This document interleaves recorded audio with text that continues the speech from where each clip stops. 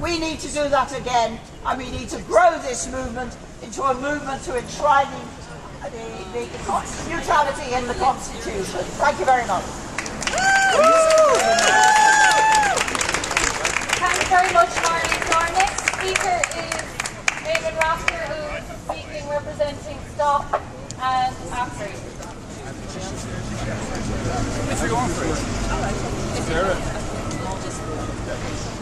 Hi folks, it's great to see such a turnout here this morning.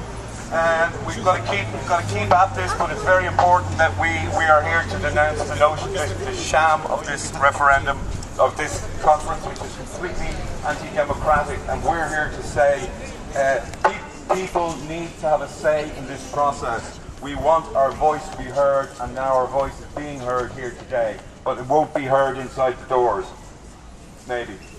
However, STOP want to draw attention. We're STOP Swords to Plowshares. We want to draw attention to the fact that Ireland is currently embracing militarisation on a much wider scale than we're ever that our government lets on.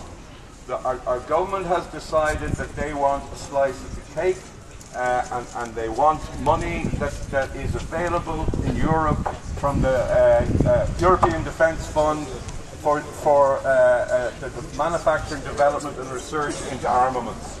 Ireland is slowly creeping towards being a supplier and producer of military equipment. Very often we're told this is dual use, so they can pretend it's not intended for military use. We know perfectly well what it's used for. We know perfectly well what the intention is to develop this into an industry.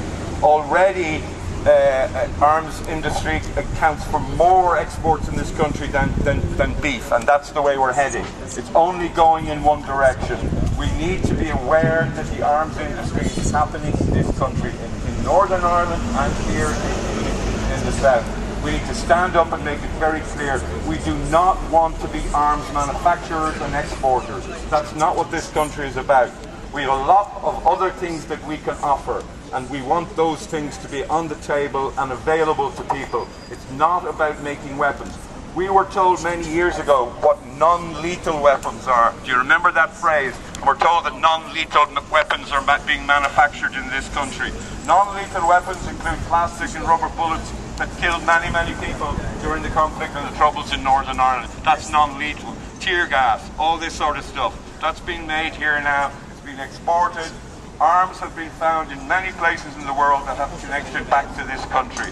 We have to stand up and say we do not want this. We stand for neutrality. We stand for human and environmental security, and not militarised security, which is what we are being offered under the European mandate at the moment.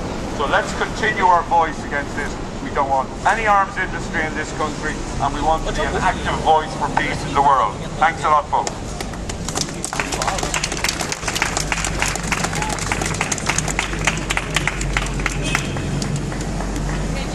Chance before our next speaker, Patricia McKenna.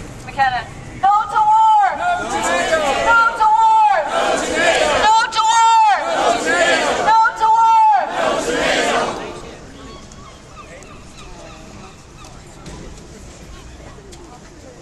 NATO! Good morning, everybody. First of all, just we have T-shirts here which say no to NATO, yes to peace. We got them printed up. There's only a limited number, and if people can donate like anything, well, up to just 10 or just cover half the cost of the printing or whatever. This is printed back in front, and I think they're effective, and also they're very good to wear in the street at any time, because you're sending out a signal to everybody. Look, NATO is not a peace organisation, despite what they're trying to convince us. NATO is a military organisation that can only survive when wars exist. There is no reason for NATO's existence if wars don't keep continuing. So we cannot support NATO, and we cannot support wars, and peace is what we're supporting. So the T-shirt says that. But I also think that what our government have done, it's unbelievable. I've been at this since 1986, and it's gone on and on. With the Single European Act that opened the door to the militarisation of Europe, we're told we're crazy. The Maastricht Treaty went even further, and we highlighted that. We're told we were crazy, scaremongers, lunatics. Then came the Amsterdam Treaty, and there was no doubt about it in the Amsterdam Treaty. It was as clear as the words in the text. It was about the further demilitarisation of Europe, and Ireland was participating in that.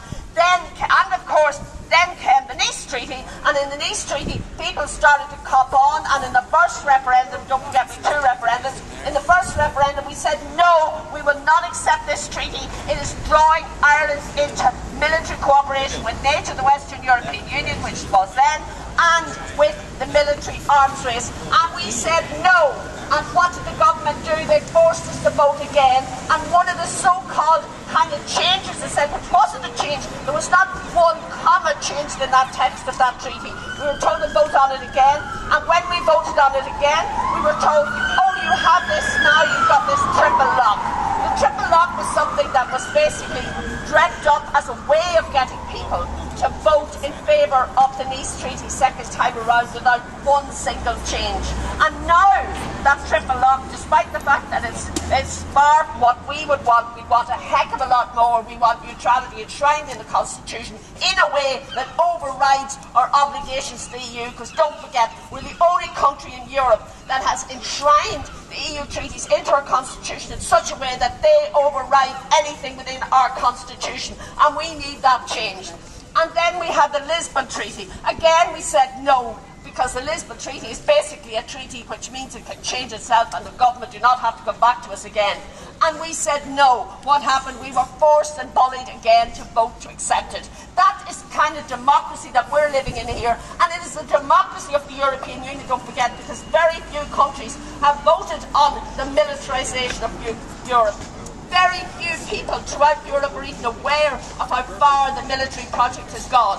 And that is because they never were asked to vote. So when we go in and we listen to these people talking, there are people who have a vested interest in supporting NATO, supporting the arms industry, and ensuring that wars can continue so they can profit.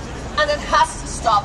Ireland has a tradition, and I'll stop here, Ireland has a tradition of neutrality, of working through peaceful means for resolution of disputes, and it's enshrined in our Constitution. So it's about time our politicians started to respect the wishes of the people, the Constitution, and I'll finish on this. Fair play to Michael D. Higgins. We are indebted to him.